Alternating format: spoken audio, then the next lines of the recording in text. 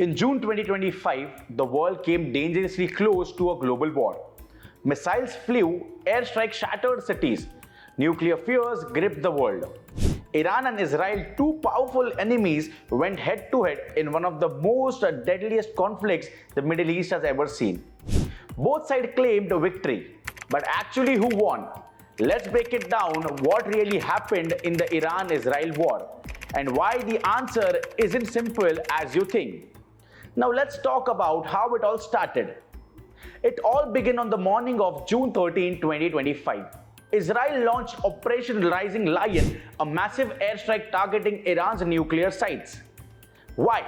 Because Israeli intelligence said Iran was just weeks away from making a nuclear bomb. So Israel hit more than 100 targets, including nuclear plants, military bases, even key roads. Among the dead were the IRGC generals and nuclear scientists. Iran was shocked, but far from defeated. Just hours later, Iran struck back with Operation True Promise 3. Over 300 missiles and drones launched towards Israel. Most were stopped by the Iron Dome, but some slipped through, killing civilians in cities like Tamra and Bat Yam. The war had just begun and it was only getting started. Just 9 days later, the war took a global turn. America entered the battlefield. Former President Donald Trump, in a surprise move, launched Operation Midnight Hammer. US stealth bombers destroyed key Iranian nuclear sites like Fordo, Isfahan using bunker-busting bombs. Trump declared Iran's nuclear dream is over, but the truth was different. A US intel report later confirmed that while Iran's sites were damaged, enriched uranium stocks survived. Iran's nuclear program was slowed but not stopped. Iran then hit back, targeting not just Israel but a US military base in Qatar. And suddenly the region became a powder keg. Oil price soared. The Strait of Hormuz, one of the most busiest trade routes, came under threat. It was no longer just Israel versus Iran. It was the entire world on edge. As the battle raged, so did the body count. Iran lost nearly 1,000 lives, including 263 civilians. Israel reported 28 deaths and over 600 injured. Families were torn apart, cities went dark. But both governments told their people, we are winning. But was that true? On June 23, under pressure from world leaders and after some secret talks in Qatar, a ceasefire was announced.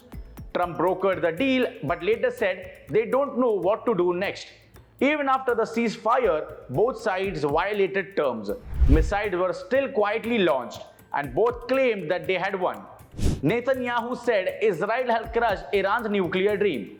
But Iran's new president, Masoud Pezeshkian, declared that Iran failed to break Iran's backbone. And was that real? So let's talk about who won the Iran-Israel war. Let's be honest, nobody really did. Yes, Israel successfully bombed Iran's military and showed its air power, but it couldn't stop Iran's nuclear knowledge from surviving.